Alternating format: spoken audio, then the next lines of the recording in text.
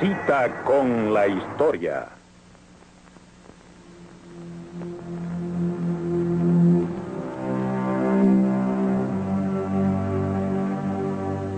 ¿Cómo se convierten los seres humanos en lo que son? ¿Y qué son? Esa es mi pregunta.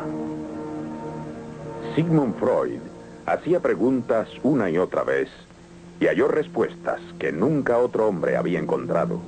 Sus respuestas afectaron nuestra vida del modo más profundo y personal. Con razón o sin ella, Freud cambió para siempre su imagen.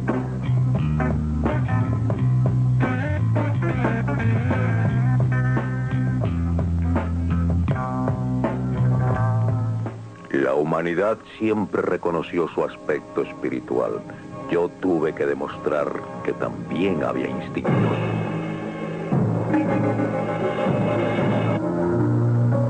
Contra la creencia del siglo XIX de que el hombre gozaba de una omnipotencia parecida a la de Dios, Freud sostuvo la realidad de la naturaleza humana y ya el mundo nunca volvió a ser como antes.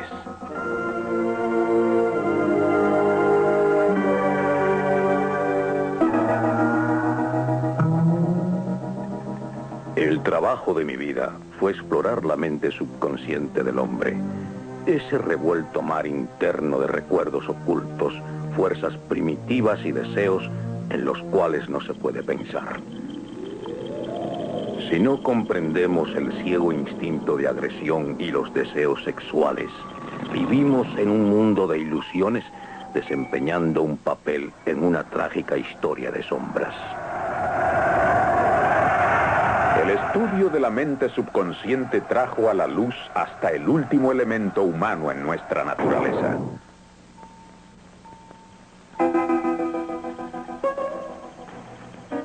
Aún hoy en día las ideas de Freud son alarmantes y radicales e instintivamente nos asustan. Freud, la oculta naturaleza del hombre. Presentada por Learning Corporation of America. Producida por International Cinemedia Center.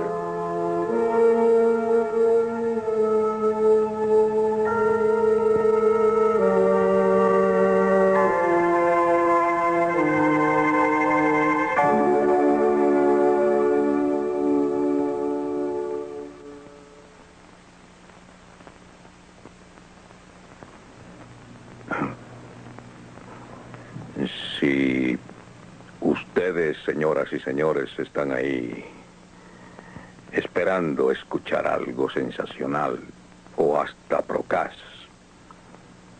pueden estar seguros de que perderán el tiempo. Me han llamado lascivo, charlatán y cosas peores, porque muchas personas le tienen miedo a mis ideas. Y cuando sienten miedo, pegan duro. Pero yo sabía que estaba destinado a perturbar el sueño del mundo.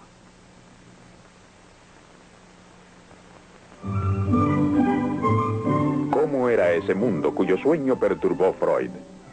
En los 50 años que precedieron a la Primera Guerra Mundial, el hombre estaba convencido de que se acercaba a su perfección final. En la nueva era de la ciencia apenas tenía dudas. Fue Sigmund Freud quien perturbó ese satisfecho optimismo. En Viena, la ciudad donde nació Freud, reinaba tanta satisfacción propia como en cualquier otra de Europa. Él pertenecía a una familia judía de la clase media. Hasta aproximarse a los 40 años llevó una vida bastante convencional. Como médico, se dedicó al estudio del sistema nervioso y se convirtió en la mayor autoridad europea en parálisis infantil. Fue un científico para quien el cuerpo era una máquina. Mi generación de médicos se educó para considerar solo los factores anatómicos, físicos y químicos de las enfermedades. Para el factor psicológico había solo indiferencia o apatía. Debido a esa apatía, los métodos para tratar las enfermedades mentales eran crueles. Los médicos solo buscaban causas físicas y daban tratamiento físico. Cuando Freud dejó el laboratorio, descubrió que sus pacientes privados no encajaban en los patrones establecidos. Venían aquí docenas de mujeres día tras día durante años, con parálisis, fuertes dolores, vómitos constantes, alucinaciones y graves perturbaciones de la vista y el habla. Naturalmente, yo buscaba causas físicas, pero sin hallarlas. Y ellas sufrían mucho. Los médicos las llamaban histéricas y las despreciaban. Creían que simulaban o imaginaban sus síntomas. ¿Qué podía uno hacer? Joseph Breuer, un amigo y colega, había tenido éxito con la hipnosis. Una de sus pacientes habló libremente de su pasado. Después, su parálisis y dificultades del habla y la visión mejoraron mucho. Ahora sabemos que no fue la hipnosis. Yo descarté eso pronto. Fue el hablar acerca de recuerdos dolorosos lo que alivió los síntomas. Esos recuerdos parecían estar muy ocultos en las mentes de mis pacientes. Señora, ¿no puede pensar en nada? ¿No recuerda nada? Oh, sí, pero... ¿Qué? Piense usted. Se me ha ocurrido una palabra. ¿Una sola? Sí. Pero qué tontería. Dígala de todos modos. Conserje. ¿Nada más? No.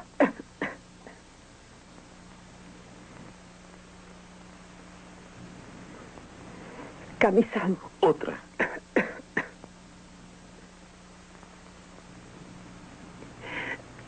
Cama. Mi cama. Oh. ¿Qué más? Recuerdo que me dio la impresión de que un demonio se resistía a salir de su cuerpo, porque si salía sería su fin. Oh. Ciudad. Ciudad. ¿Qué más? Diga. Diga. Un carromato. Siga. Siga. Siga.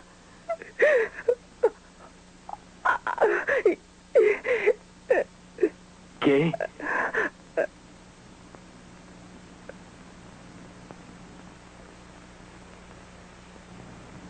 Cuando yo era niña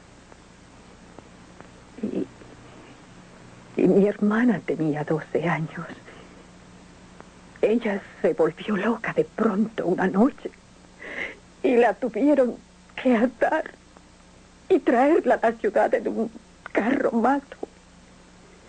Y fue el conserje quien la amarró y la trajo a la clínica. Pero yo presentí que había algo más oculto en esa historia y seguí tratando de obligarla a hablar para descubrir los recuerdos que realmente la perturbaban.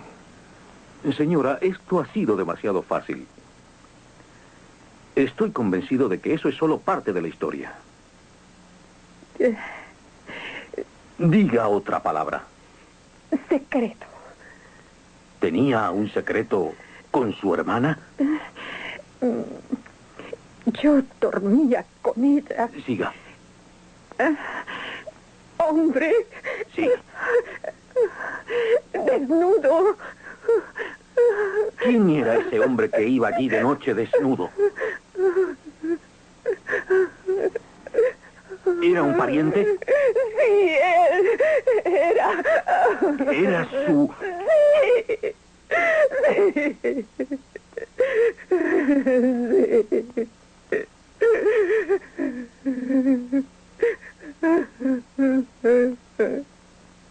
Si nuestra mente subconsciente, sin darnos cuenta, puede tullirnos o cegarnos, qué poderoso debe ser ese subconsciente y qué importante.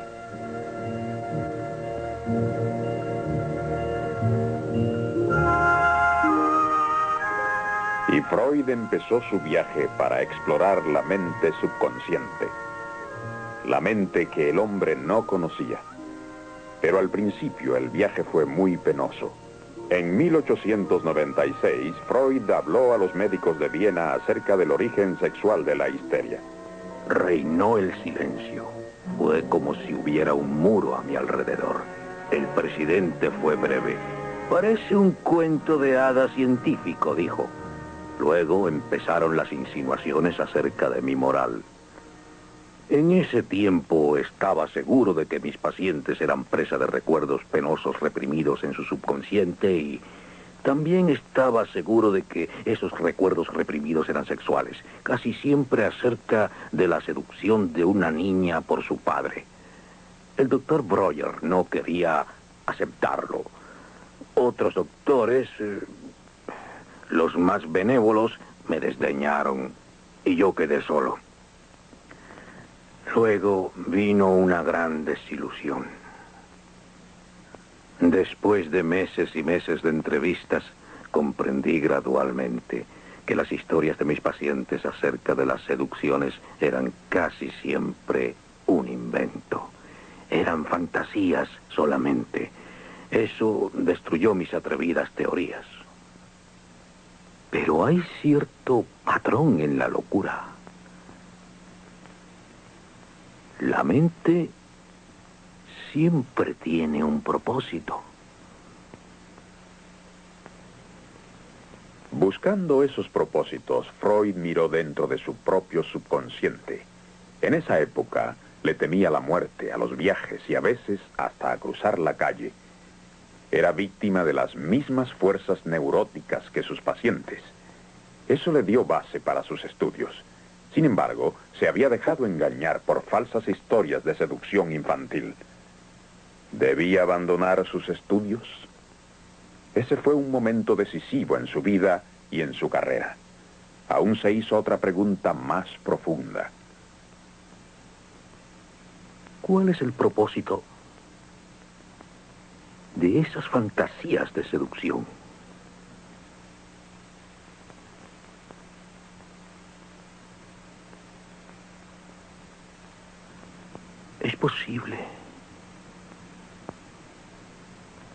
Es posible que las mismas fantasías sean importantes. Era posible que las fantasías también significaran algo. Es extraño, pero a pesar de mis dificultades, yo tenía un sentimiento de victoria y no de derrota. Las fantasías son como sueños, y pronto descubrí que yo podía aprender mucho de los sueños de mis pacientes. Resolví explorar los sueños científicamente. Ustedes saben que los sueños siempre han sido parte importante del arte, la religión y la mitología. Pero la gente se indignó cuando demostré que estos eran también parte de la realidad de nuestro propio yo, una parte muy importante, porque los sueños no tratan de trivialidades. No dejamos que nada trivial perturbe nuestro sueño. Mis estudios de los sueños tardaron 5 años, y muchos de los sueños que estudié fueron los míos.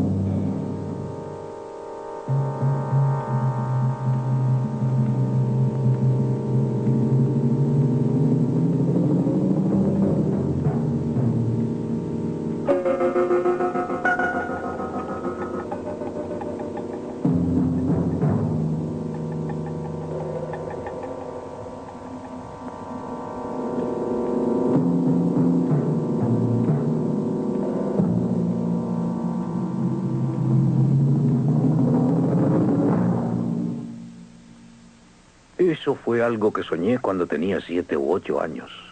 Y fue tan vivo y aterrorizante que lo recordé bien y pude analizarlo años más tarde.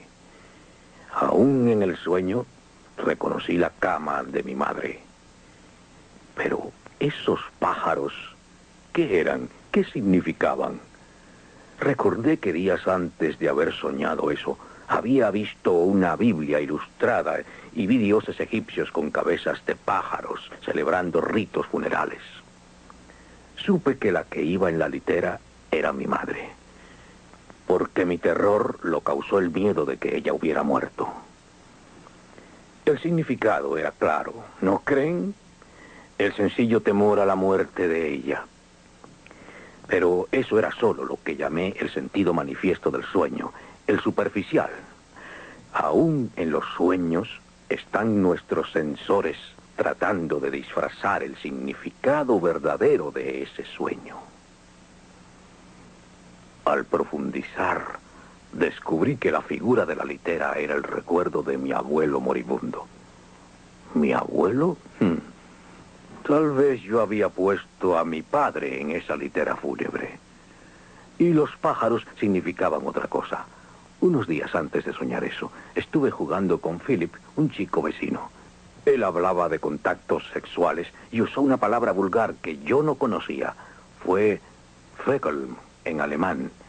Y procedía directamente de la palabra alemana que significa pájaro, Vogel. Descubrí el significado prohibido de mi sueño, el verdadero significado, el que pretendían ocultar mis sensores mentales aún durmiendo. La ansiedad que estaba disfrazada era sexual. Representaba solo mi deseo de que muriera al fin mi padre y el deseo erótico por mi madre. Trabajando con los sueños de sus pacientes y sus libres asociaciones y con sus propios sueños y asociaciones, Freud desarrolló los principios y técnicas del psicoanálisis. Según Freud, el psicoanálisis prueba que el hombre tiene menos dominio del que cree sobre sus inconscientes impulsos irracionales y primitivos. Esos impulsos, según Freud, se originan en nuestros primeros años. Al contrario de otros animales, el hombre depende de alguien durante casi un cuarto de su vida. En ese mundo de dependencia, sobre todo en los primeros 5 o 6 años, decía Freud, se forma la personalidad del hombre.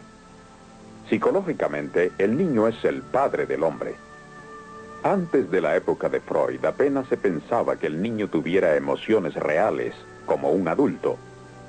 La niñez era algo de sencilla inocencia y felicidad. Freud presentó otro cuadro. El mundo infantil está lleno de emociones. A los humanos les duele que nazca otro niño. Los padres, consciente o inconscientemente, pueden rechazarlo. Según Freud, las relaciones familiares son de competencia. El niño siente deseos y celos constantemente. Los sentimientos de un niño no son infantiles. Son sentimientos de agresión y deseo erótico, y estas intensas emociones, naturalmente, se dirigen primero a la madre. Ella es el primer amor del niño, y esa relación se convierte en modelo para todos sus amores posteriores, ya sea la criatura niño o niña. Según Freud, ese amor erótico no es sencillo. En él hay también agresión, porque muy pronto el niño ve que está bajo el dominio absoluto de su madre. Dice Freud que el padre también provoca fuertes emociones contradictorias. Amor, miedo y odio cuando el niño siente que el padre es el rival que se interpone entre él y su madre. Según Freud, estos primeros conflictos emocionales establecen un patrón en lo profundo de nuestro subconsciente. Amamos a nuestra madre, pero le tememos por su poder sobre nosotros, y al padre le amamos y le odiamos por robarnos ese amor. Llamé a esto el complejo de Edipo, recordando al trágico rey griego. Todo hombre desea a su madre y quisiera matar a su padre. Cuando Freud iba a cumplir 50 años, recibió el nombramiento de profesor, uno que requería la aprobación del emperador austriaco, y que rara vez se otorgaba a judíos ni a pensadores radicales. Fue como si Su Majestad de pronto hubiera reconocido la importancia del sexo, los ministros hubieran confirmado la importancia de los sueños y el Parlamento, por una mayoría de 2/3, hubiera aceptado la terapia psicoanalítica. Yo era otra vez respetable. Los que antes no querían verme, ahora me saludaban de lejos en la calle. Cuando se conoció la teoría de Freud acerca de la sexualidad en los niños, se le atacó fuertemente por difamar la inocencia infantil. Pero los sentimentales de la era victoriana a menudo tenían hacia los niños actitudes retrógradas, rígidas y hasta crueles. Sobre todo gracias a Freud, vimos a los niños como seres humanos y fuimos menos sentimentales al tratarles, pero mucho más bondadosos que antes. Con sus estudios, Freud desarrolló una teoría de la personalidad humana.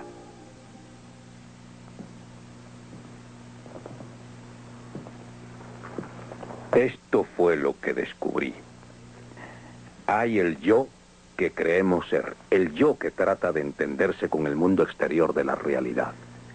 A ese yo lo llamo el ego. Pero el ego nunca es el amo de nuestro yo, porque constantemente nos persiguen poderosas fuerzas inconscientes interiores.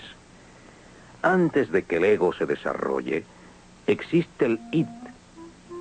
Id.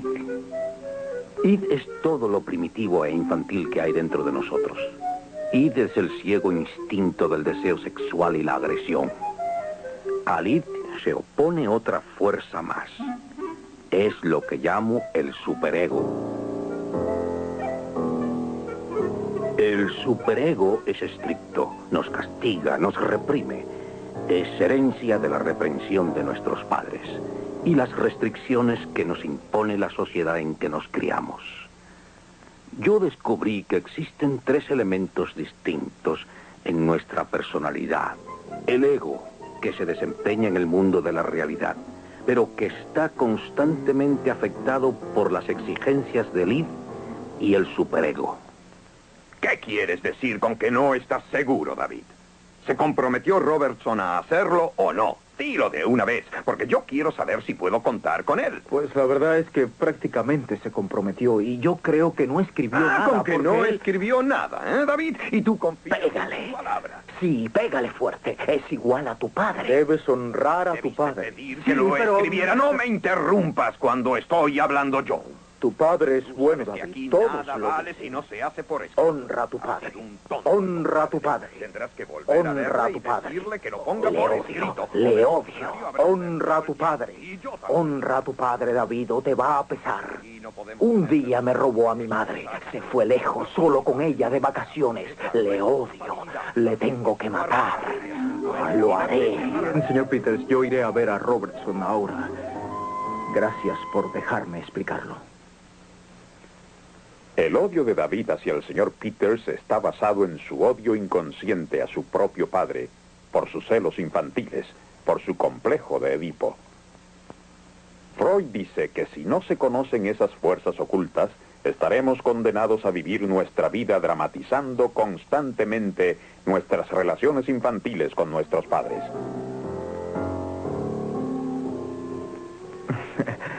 Celebro que estemos solos.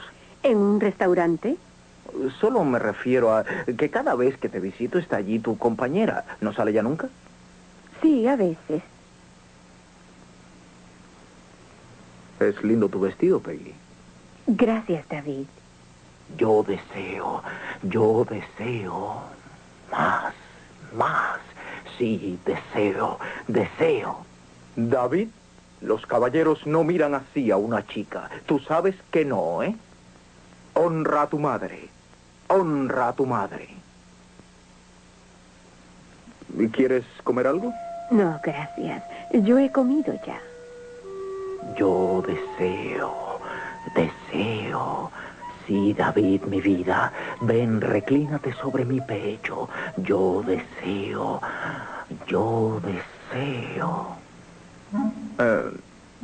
Esto es aburrido, ¿no crees? ¿A dónde iríamos, David? No lo sé.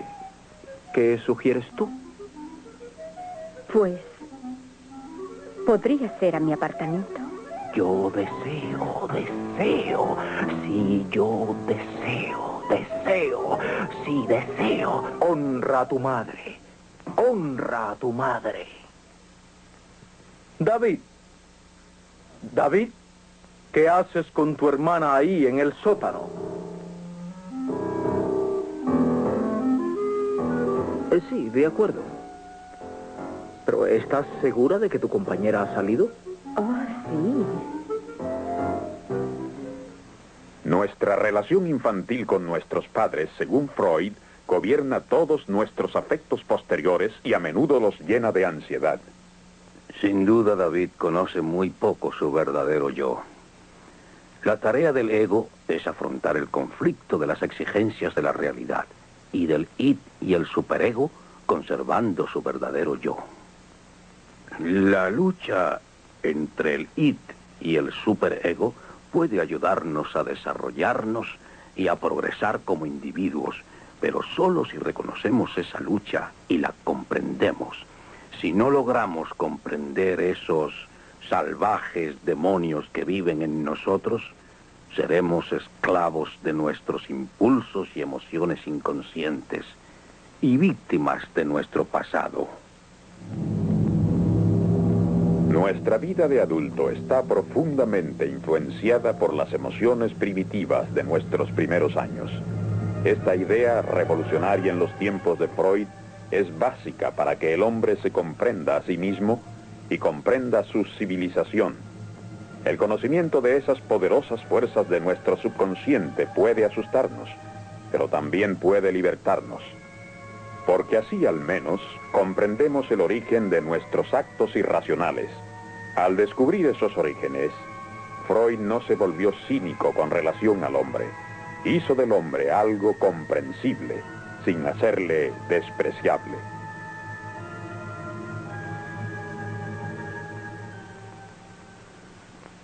Yo no tengo consuelos que ofrecer, ni esperanzas.